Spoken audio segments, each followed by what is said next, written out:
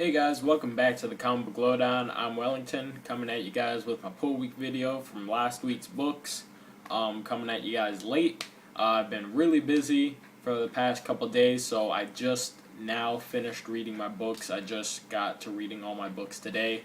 I hadn't even read my Daredevil Omnibus since like last week until today, so I was just really busy with stuff.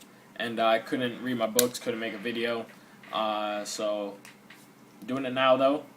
Got my books read, got 4 books to review. All were pretty good to extremely good.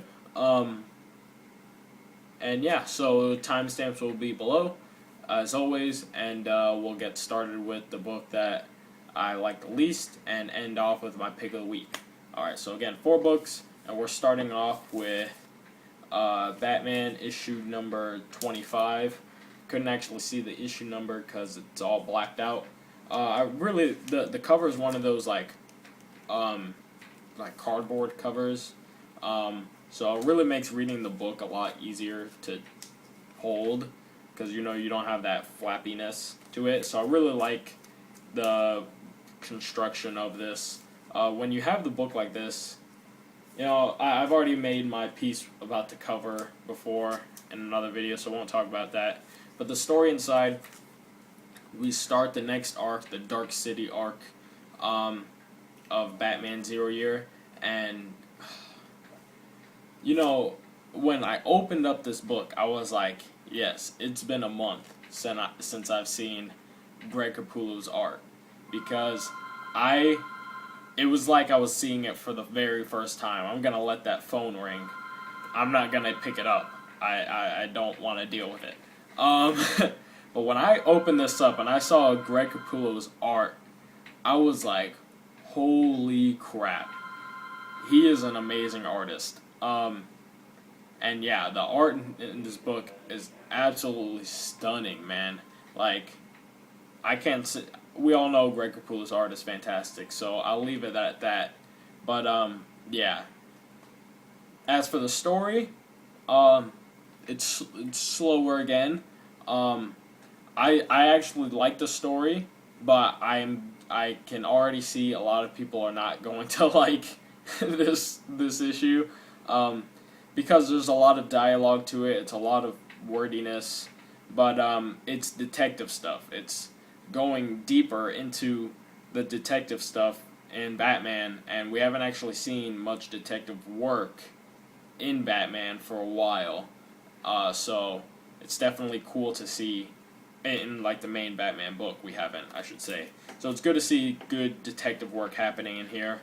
We meet some more characters in the Bat universe, and also some characters I'm not actually familiar with.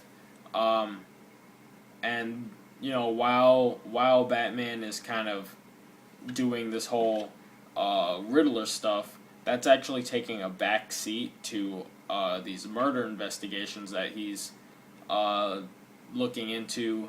And I don't want to give too much away or go too much into detail, but there's a lot of cool stuff dealing with that. The murders are like gruesome.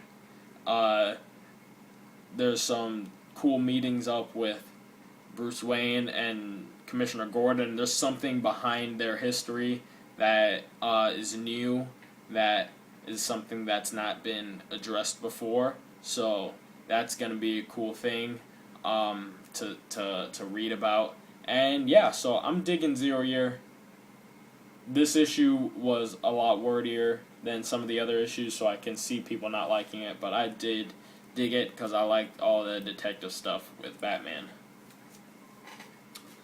Next book is Superior Spider-Man issue 21. This issue, I feel like it accomplished 2 things. It set up a little bit of a seed for the next Venom arc by introducing Betty Brant into the book again. And it furthered some of the Green Goblin stuff where I know a lot of people aren't reading this anymore, so I'm going to spoil it. Pretty much, Carly, she knows that Dr. Octopus is the superior Spider-Man, and she's been writing down all her findings, and the Green Goblin gets a hold of her and her findings, and as we've predicted in the community, as we've said before, the Green Goblin is probably going to be the one to expose the Superior Spider-Man as not being Peter Parker, which is actually pretty cool. I really dig that idea, because it's like one villain exposing another villain it's kind of villain versus villain, actually. So that's pretty cool.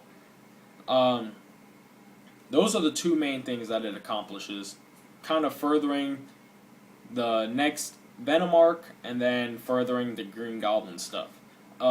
Everything else was kind of its one story, kind of filler. Pretty much, I actually forgot this character's name. The woman. She's trying to kill Spider-Man, and then it doesn't work, and yeah, just filler stuff. Not very important. Not gonna be very important to continue with this. Another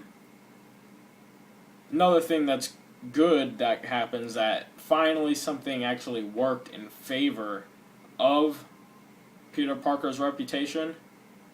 Dan Slott doesn't totally hate Peter Parker as I once believed, but he does hate him pretty much a good amount.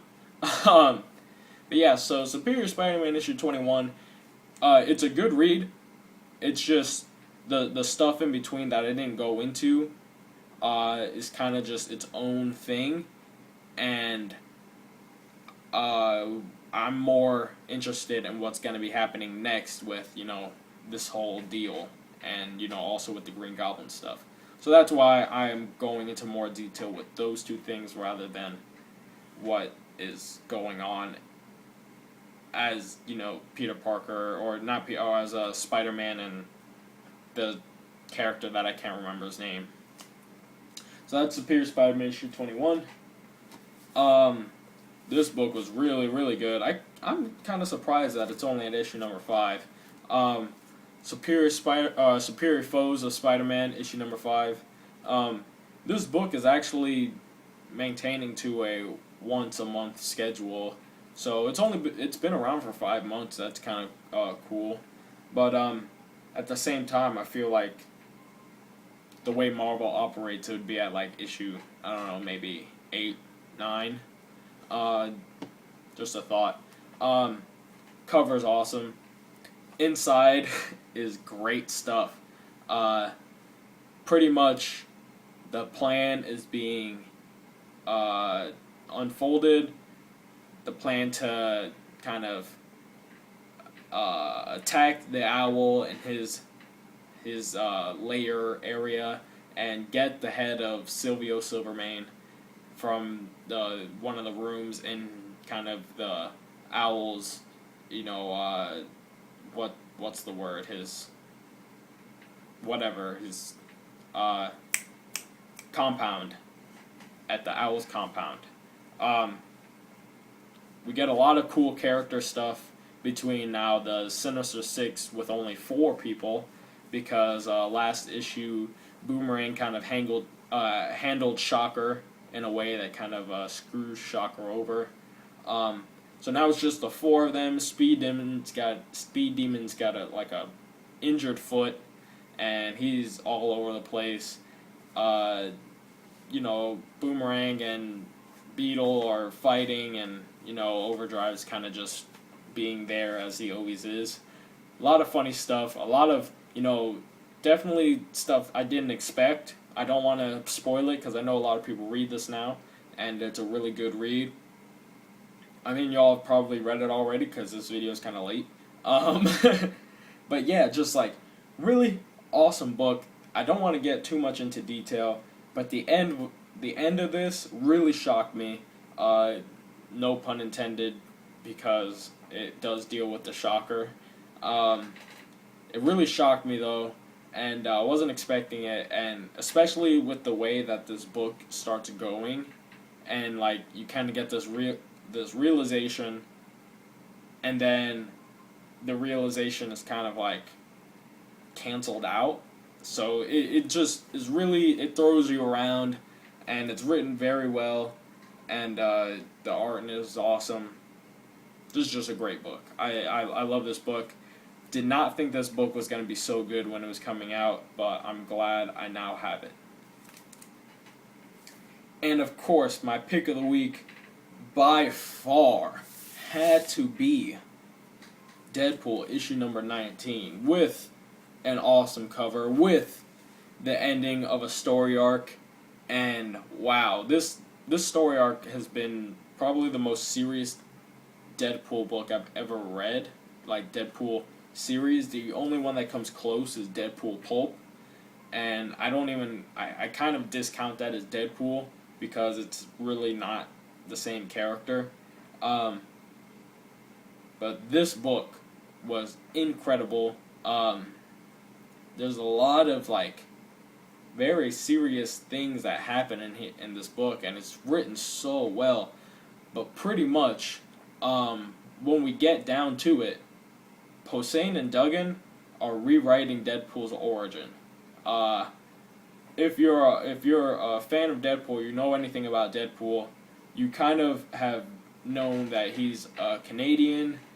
He was in the Weapon Plus program, and injected with the stuff that to try to heal his cancer, and it deformed his body, and he can't die now. He's got the regeneration powers.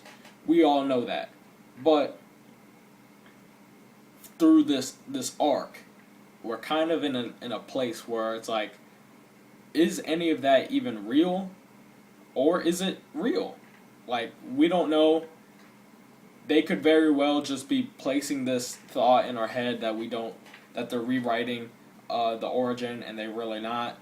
But they're definitely doing a great job at making the reader think, as well as providing great story, and I can't wait to see where they go from this. I can't imagine that the book will revert back to the way that previous issues have before this arc have been. I can't imagine that there'll be, I can't see this book being as serious as this arc, at least for a couple issues. I can't see it being as serious as this arc, but I can't also see it as being, as super jokey as like it has been before. I feel like they're striking their own balance now with the comedy in this book, and I just can't wait to see where this goes. It's going to be a really interesting thing to watch happen, and again, pick this up, guys. Pick it up starting at issue 20 if you want to read it and haven't been reading it, and don't want to get all the issues beforehand. You can wait for trades to come out. I think 2 trades are already out. Wait for another trade to come out with this arc in it. It's gonna be awesome, and continue picking it up from issue 20 should be a good starting point. So yeah, pick of the week, guys, and that's all the books I had for this week. Books coming out on Wednesday, so in 2 days. Can't wait for that. Don't even know what books are going to be. I'm going to check right now. But, yeah, so that's it for me, guys. I'm Wellington signing off with the Comic Book Lowdown. I'll see you guys next time.